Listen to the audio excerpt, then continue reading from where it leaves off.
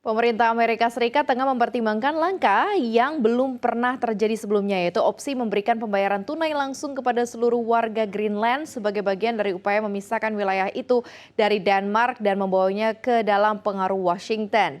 Empat sumber Reuters menyebutkan wacana ini dibahas dalam diskusi internal di Gedung Putih dengan nilai pembayaran yang bervariasi mulai dari 10.000 hingga 100.000 dolar Amerika Serikat per orang.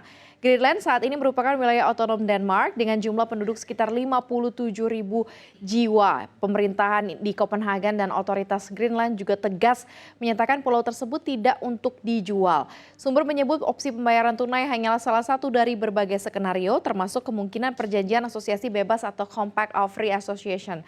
Modal yang selama ini diterapkan Amerika Serikat pada negara kepulauan kecil di Pasifik. Namun agar skema tersebut dapat berjalan, Greenland harus terlebih dahulu memisahkan diri dari Denmark, sesuatu yang masih menjadi perdebatan di dalam negeri mereka. Sejumlah survei menunjukkan mayoritas warga Greenland menginginkan kemerdekaan, namun tidak ingin menjadi bagian dari Amerika Serikat. Kekhawatiran ekonomi menjadi salah satu alasan utama dan rencana ini memicu reaksi keras dari Eropa.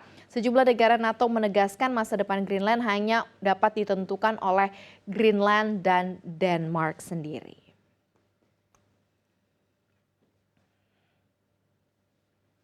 Masih berlanjut kayaknya nih ya terkait mengenai dar-der-lurnya Amerika Serikat pasca Venezuela ya.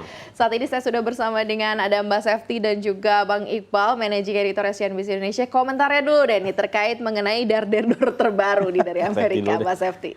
Ya memang sih kalau misalnya kita lihat dari sejarahnya, setelah Perang Dunia Kedua terjadi, Amerika tuh udah menunjukkan keinginan untuk mengambil Greenland, tapi tidak bisa terlaksana. Nah terus setelah itu, di masa Trump pertama menjadi presiden, Trump mengajukan lagi nih tahun 2019. Orang-orang pikir nggak mungkin kayaknya ya, tapi ternyata pas di zaman kedua ini, di masa pemerintahan kedua dicoba lagi. Penasaran karena dia ya. Dan ketika Trump menyerang Venezuela, akhirnya orang berpikir Trump bisa saja serius. Tapi kenapa ada tiga nih hal yang bisa jadi motifnya Trump ya. Pertama, karena Trump itu mengatakan sekarang itu semenjak esnya mencair, kapal Rusia dan kapalnya Cina itu udah warawiri. Lalu yang kedua, ini terkait ekonomi ternyata. Ternyata di sana itu ada 32 mineral logam tanah jarang, rare earth yang banyak, bahkan ke-8 terbesar di dunia. Jadi wajar dong Trump mau ke sana. Lalu yang kedua, di sana juga ada oil yang sampai 100 miliar barel. Jadi memang sangat signifikan. Lalu yang ketiga, ini juga lagi-lagi karena Cina. Kapal Cina, kapal seismiknya, Agustus 2025 udah muter-muter di sana. Mau ngapain? Udah mau mencari rare earth di sana. Lalu setelah itu, nggak cuma pada tanggal itu aja, nggak cuma pada waktu itu saja. Jadi ternyata Cina itu melalui perusahaan yang ada di Australia itu juga mau mengambil suatu proyek di Greenland bagian selatan. Tapi proyek itu akhirnya dihentikan. Tapi terkait dengan rare earth juga. Itu sih. Oke, ini kayaknya kalau di Trump di meja kerjanya ada peta gitu ya.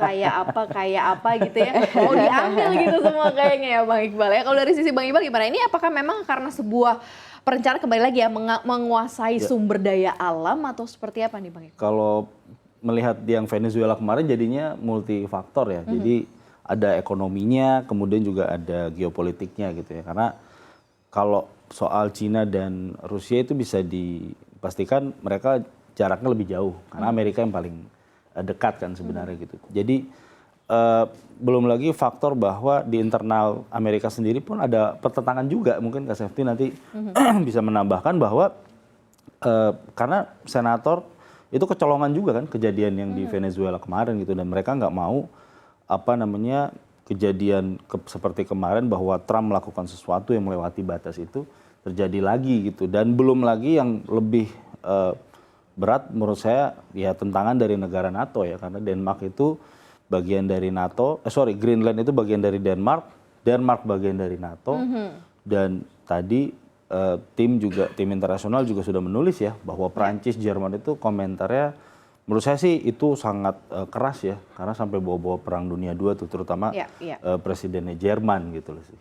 Karena semuanya juga banyak yang komentar nih ya, ternyata karena Cari juga ikutan komentar begitu ya terkait mengenai hal ini. Nanti kita Rusia belum, mungkin karena lagi libur ya. Balik lagi libur berarti no comment ya.